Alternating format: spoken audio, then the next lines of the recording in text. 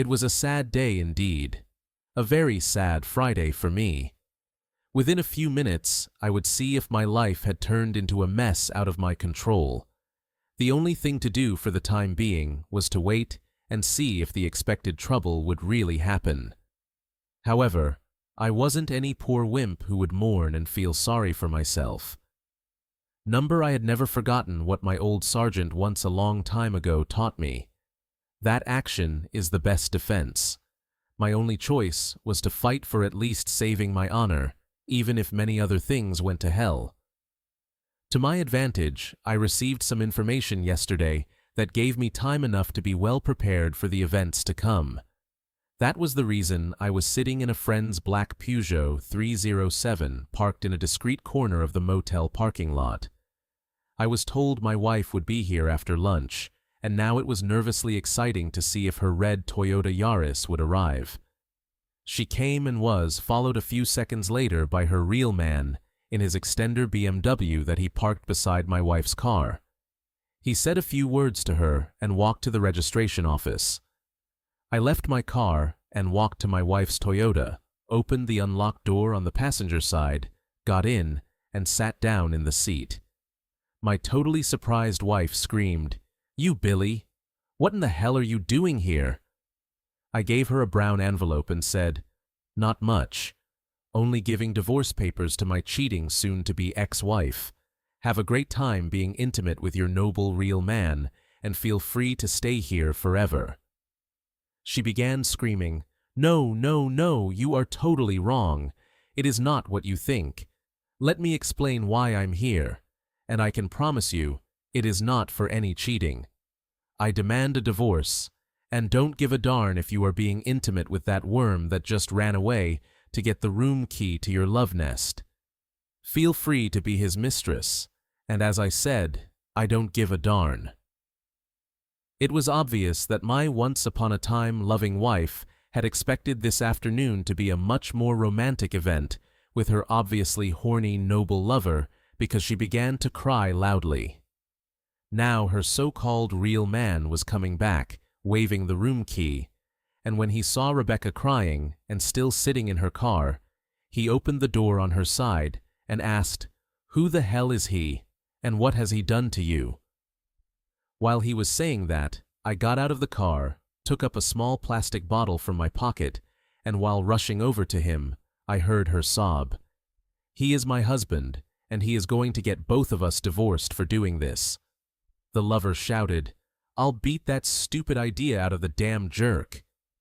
When the lover turned against me, I aimed at his face and squeezed the bottle containing a mix of water and shampoo, and the resulting water jet against his face and eyes blinded him and had him screaming with anger.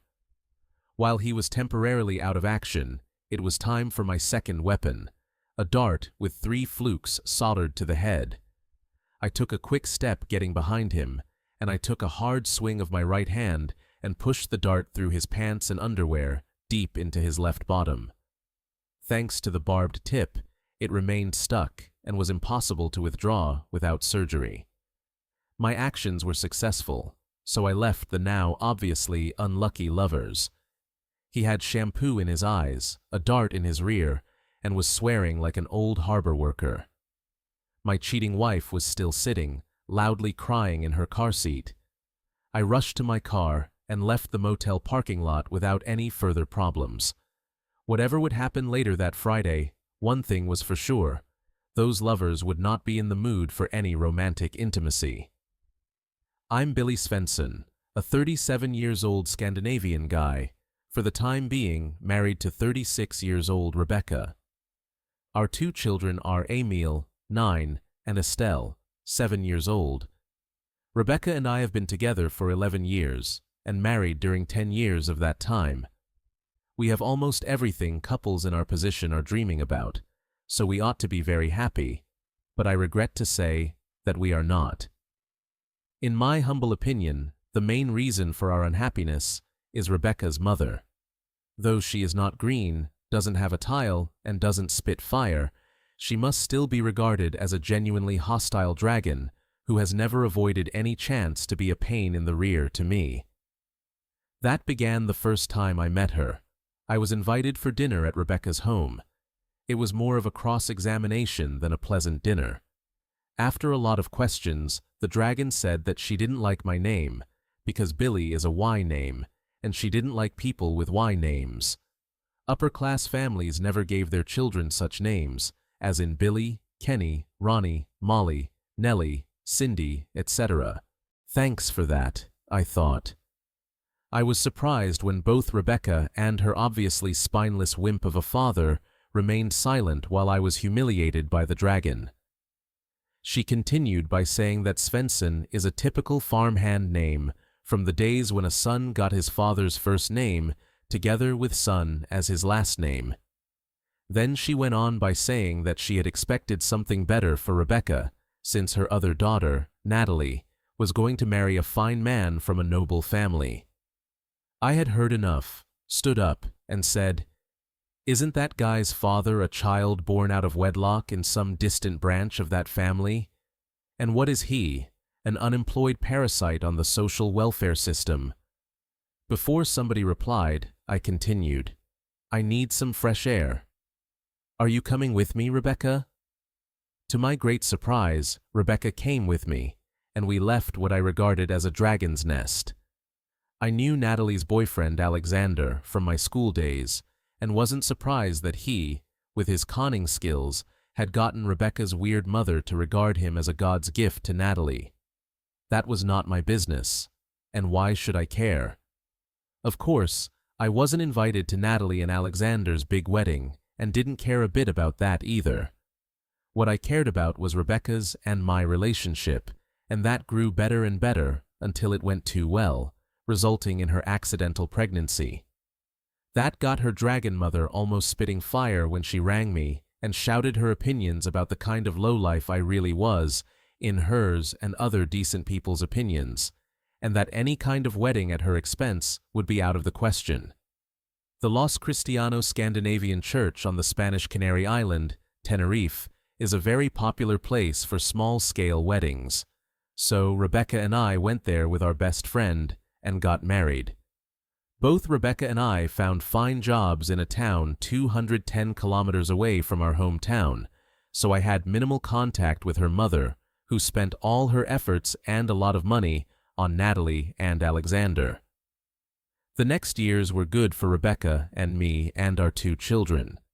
We made fair money, bought a nice house, and made many friends in our new hometown. Our intimate life was still on a fair level. Thanks to the distance, I had minimal interactions with Rebecca's family because her parents never visited us. And when back in our hometown, I saw my family, and Rebecca went to hers. At last, even Alexander had enough of the dragon we shared as mother-in-law. To everybody's surprise, he had done well at his job and had gladly accepted a promotion that included a transfer to a new location 280 kilometers away. After some arguing with Natalie, he had given her a simple choice: accept the distance or get a divorce. She followed him to the new job. Now the dragon remembered that she had a daughter named Rebecca and began making daily phone calls. After a while, these somehow began to get Rebecca, without any real reason, acting chillier toward me. The calls centered on more nagging about what I did, had not done, or ought to do, and even more nonsense about how well everything had gone for Natalie and Alexander. Our relationship didn't get better when I told Rebecca that the main reason for Alexander moving away was to get a far distance from the hostile dragon, who was his mother-in-law. One accident never comes alone, and Rebecca's feelings for me got even chillier when a new guy, also from some side branch of a noble family, began at her job. Rather soon, Rebecca began describing him as some kind of a Superman, or at least a real man. He was married to a nurse, but his wife was in Tanzania, Africa, volunteering as a nurse at some medical aid center, and still had about 3 months left on her tour. The real man and his wife intended to buy a house when she was back, but in the meantime, he was living in our town, renting a room at his wife's married sister's house. Rebecca got me really fed up when she compared my doings, my vocabulary, and even my clothes with that real man at her job. There's no need to say who the winner ended up being in those comparisons. Though Rebecca and I still had intimacy, my attempts were often met with comments such as, "Now again," and "Don't you ever get enough?" If it hadn't been for our children and for Rebecca's many good sides, I would have dumped her a long time ago. But she was obviously faithful, a good mother, keen with cooking, kept herself in nice shape, and we worked well together, keeping the house clean and a nice garden. If she had not started her nagging and all her other sour comments to me, she would still have been my dream wife. Of course, I wasn't a wimp who took all her nonsense without telling her my opinion too. That increased our problems, just like one evening after our children were sleeping. Rebecca said, "I really wish you could be more like my coworker. If you are in love with that conning weakling, why don't you file for divorce and be free to be his mistress? But as long as we are married, I will never accept any cheating. Be intimate with that jerk behind my back and be sure that I will teach him that, though you may act as a cheap mistress, your services will have a high price tag." Rebecca began screaming hysterically. "You simple jerk! What in the hell did you just say about me? How dare you call me a mistress? Be sure that you will pay for that." "Isn't it better that your customers have to pay?" I shouted back. Before she could make a nasty reply, 2 scared and crying children came to us, and I began doing my best to calm them down. 2 very chilly weeks followed after her outburst. The first weekend, she and our children went to see her parents, and then the next weekend, when Natalie and Alexander came to see us. Rebecca played the good wife and was nice to me until our guests left on Sunday morning. When we waved goodbye to them, she said, "Don't be stupid enough to expect any favors from me." The next Thursday, the trouble hit the fan when one of Rebecca's female co-workers called me at my job, and after a short introduction went straight to the problem. She said, "We have a new, very charming guy here at work, and there are 3 female co-workers who have been competing to seduce him, your wife, me, and 1 more single girl. Although we begged your wife to skip this, since she's already married to a good man, she refused to listen to us. And now she is proud as hell and bragging about being the winner of our competition and going to the motel with him tomorrow after lunch." I thanked her and persuaded her to keep the call a secret so I could do something about our problem. Back home after the job, I watched Rebecca and got the feeling that she was slightly jollier than usual. After the phone call, I started thinking about what the old sergeant said during my Army service. He had been a great admirer of the Apache warriors in the old Arizona Territory and their tactics of surprise, hit, and then disappear. I had no experience with street fighting, so my only chance to win was to do just as those old warriors had done. Rebecca had bragged to me about the real man's black belt in some Japanese fighting sport, so the surprise element was very important. Pepper spray would have been great, but that is forbidden and not available in this country, so I had to find a simple alternative. A small plastic bottle with hair shampoo and water would be my weapon, and it worked well after a painful testing in my own eyes. The sergeant told us a lot about how surprisingly effective the silent arrows, with barbed heads from a well-hidden ambush, had been at creating fear among soldiers during the frontier wars in Arizona. Of course, I could not use a bow and arrows against Rebecca's lover, but the idea got me to my small workshop in the basement. I took the closest thing that was available, a dart. By soldering 3 1-centimeter-long pieces of sewing needles in small angles around the tip of the dart, I made a barbed tip. Hopefully, it would be difficult to remove from some soft body parts without surgery. There was no chance or interest in testing that weapon on myself. After some thinking, I had a simple plan without any need to buy complicated equipment for my action. Divorce papers given to Rebecca and her lover, blinded for a few seconds, would give me time to push the barbed dart into his bottom. I doubted that he would remain interested in intimacy with my unfaithful wife, at least not while he had that dart in his rear. The next morning, Rebecca dressed in a rather beautiful dress, but I pretended not to see anything strange with that and avoided all comments. Both of us acted as usual for a Friday morning. At my job, I exchanged cars for the day with my fellow worker and good friend, Eric. We did that often when he needed my Volvo V70 instead of his own smaller Peugeot 307. During the morning, I went to the courthouse for the divorce forms and filled one out at my office. After some searching, I succeeded in connecting to the main office of the aid organization in Tanzania and got the email address for Rebecca's lover's wife there. Then, I took off at lunchtime and went to Rebecca's job and found that both she and Loverboy's car were still in the parking lot. Obviously, they had lunch at the nearby restaurant before going to the motel, so I bought a couple of hot dogs and went to the motel to wait for them. As you already know, the lovers came to the motel, and my actions went just as planned. So my time in the army hadn't been totally wasted, and I felt grateful to the old sergeant there.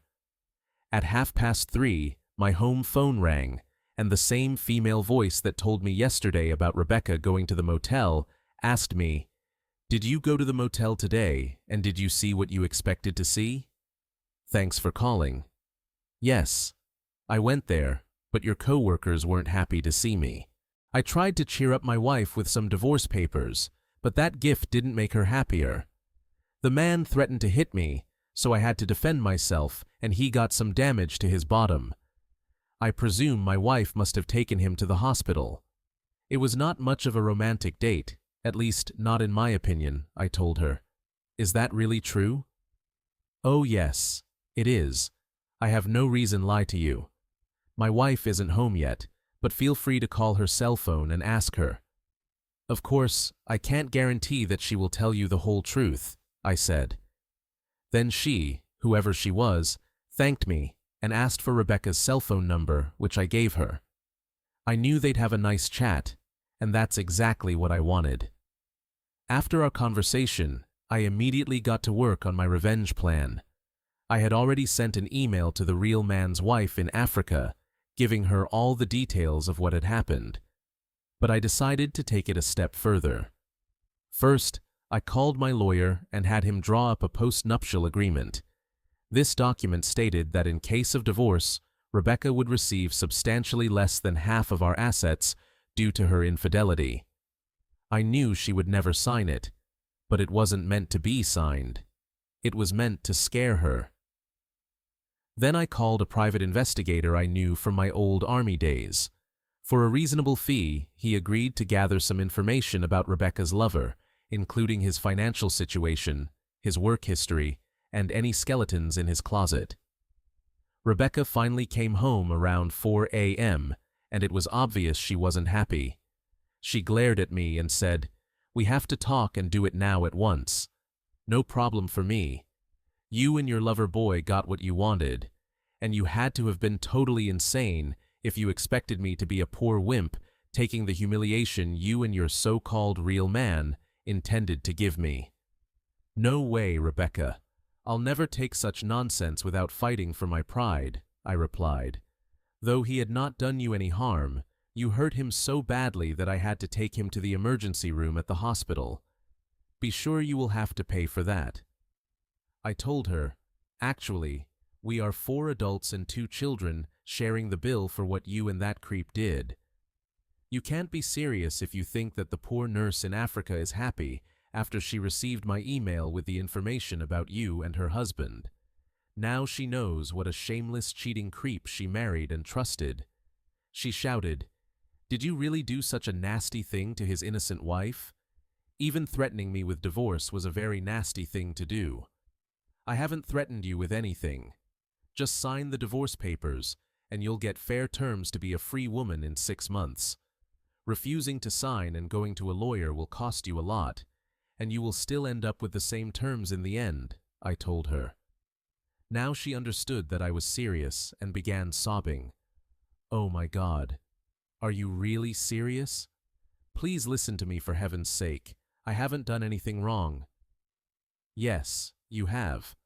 By joining your imbecilic mother's vendetta against me without any real reason, only because I don't have an upper-class name, you let her persuade you to be a nagging nuisance to me. You are in love with a coworker that you regard as my superior in all matters based on what you have always told me. Then I found out that you have been competing with 2 single coworkers to get a date with this so-called real man. When you won that stupid game, you left the job early today, driving to a motel to collect your prize, and that meant cheating on me by being intimate with a married man. You know my opinion about cheating, so there can't be any doubt about these consequences. She continued sobbing. I didn't cheat on you, neither today or ever before.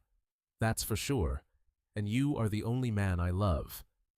Have you forgotten that we have 2 children? What about them? Our children are the only reason that your nagging rear wasn't kicked out a long time ago. I've heard day in and day out about all my faults according to your mother's opinion, and from your own opinion of how damn worthless I'm compared to that defenseless creep of a real man you won, dated at the motel, and obviously love.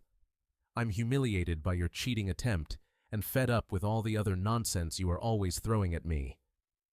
Rebecca continued to plead and cry, but I wasn't having any of it. I went to the kitchen, poured myself a drink, and left her to stew in her own misery. That night, I slept in the guest room, knowing this was just the beginning of my plan.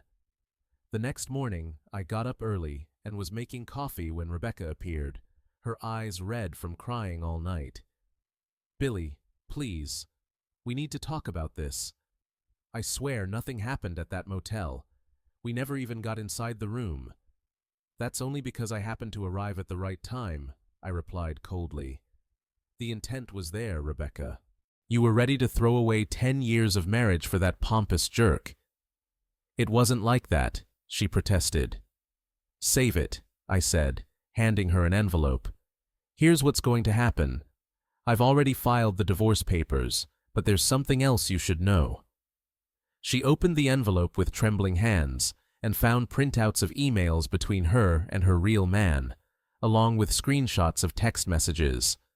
Her face went pale. How did you get these? She whispered. That's not important. What's important is that I have them.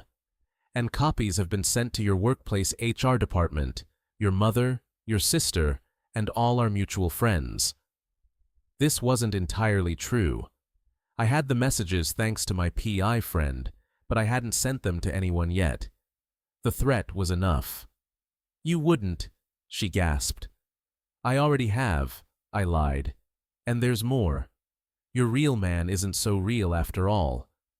My investigator found some interesting things about him that I'm sure his wife would love to know. Rebecca collapsed into a chair, her face in her hands. Why are you doing this? Because you humiliated me. You compared me to him for months. You belittled me in front of our friends. You let your mother poison our marriage. And then you planned to cheat on me with that pretentious jerk. Did you really think I would just roll over and take it? 2 days later, Rebecca's real man showed up at our door. He had a bandage visible under his pants, where the dart had been surgically removed, and he looked terrible. You son of a gun, he growled when I answered the door. My wife is flying back from Tanzania because of your email. My career is ruined because everyone at work is gossiping about us. That's not my problem, I said calmly. You should have thought about the consequences before you tried to sleep with my wife. I'll kill you for this, he threatened, stepping forward. I smiled and held up my phone. I'm recording this conversation. Would you like to threaten me again on record? Or would you prefer I call the police and tell them about the incident at the motel where you threatened to beat me? He backed down immediately, his face contorted with fury and humiliation. This isn't over, he muttered as he limped back to his car. But it was over for him. My private investigator friend had discovered that he had falsified some credentials on his resume. An anonymous tip to his company's HR department ensured that he would soon be unemployed as well as divorced. As for Rebecca, She became desperate when she realized the full extent of my revenge. Her workplace became unbearable as rumors spread. Her precious reputation among her high society friends was in tatters, and her mother, the dragon, was beside herself with rage, not at me, but at Rebecca for bringing such shame on the family. A week after the motel incident, Rebecca's boss called her into his office and suggested she take a leave of absence until the situation blew over. That night, she came home in tears, begging me to call off my campaign against her. "Please, Billy, you've made your point. I was wrong, so terribly wrong. But think of the children. They don't deserve this." She was right about the children. They were the innocent victims in all this. So I agreed to a truce, with conditions. "I'll stop the public humiliation on one condition," I told her. "You call your mother right now on speakerphone and tell her exactly what happened and how her constant interference in our marriage contributed to this disaster." Rebecca hesitated, then nodded. The call went exactly as I expected. The dragon breathed fire, but for once, it wasn't directed at me. Rebecca hung up in tears, having been told she was a disappointment to the family name. "Are you satisfied now?" she asked bitterly. "Almost," I replied. "Pack your things. You're moving out tonight. I'm keeping the house in primary custody of the children. You can see them on weekends, provided you're not bringing your mother or any new boyfriends around." "You can't do that," she protested. "I can, and I will. My lawyer has evidence of your attempted infidelity, your emotional abuse, and your unfitness as a parent due to your priority of pursuing an affair over the stability of your children's home life. Sign the papers I've prepared, or we can let a judge decide after I present all the evidence." It was a bluff, but she didn't know that. Defeated and broken, Rebecca signed the papers my lawyer had prepared, giving me extremely favorable terms in the divorce. That night, she moved out to stay with a friend. I told the children that Mommy needed some time away, but they would see her soon. It broke my heart to see them confused and sad. But I knew in the long run, this was better than living in a house filled with resentment and betrayal. 3 months later, the divorce was finalized. Rebecca had found a new job in another town, closer to her sister Natalie, but far from her dragon mother, who had disowned her after the scandal. Her real man had moved back to his hometown in disgrace, and his marriage also ended. His wife had written to thank me for exposing them both. As for me, I kept the house and built a new life with my children. It wasn't easy being a single father, but it was better than living with someone who didn't respect me. The children adjusted better than I expected, especially when they saw that their mother was actually more attentive during her weekend visits than she had been when living with us full-time. One evening, as I sat on the porch watching Emile and Estelle play in the yard, my phone rang. It was Rebecca. "I just wanted to say that I'm sorry," she said quietly, "not just for what happened at the motel, but for everything before that, for letting my mother influence me, for comparing you to him, for not appreciating what I had." "It's too late for that," I replied, not unkindly. "I know," she said, "but I thought you should know that I've realized something. You were the real man all along. It just took losing you to see it." After we hung up, I sat thinking about how quickly life can change. In just 6 months, I had gone from a disrespected husband to a confident single father. The revenge had been sweet, but the real victory was finding my self-respect again. The dragon still breathes fire occasionally, usually in the form of angry emails about how I've ruined her daughter's life. I just delete them without reading them. As the old sergeant used to say, sometimes the best defense is to move on to better territory, and that's exactly what I've done. And that's the end of today's story. If you enjoyed it, please give this video a thumbs up and drop a comment below. Your support helps the algorithm push my content further. If you're new to the channel, don't forget to hit that subscribe button. It really helps me keep creating more stories for you. Thanks for watching, and I'll see you in the next one.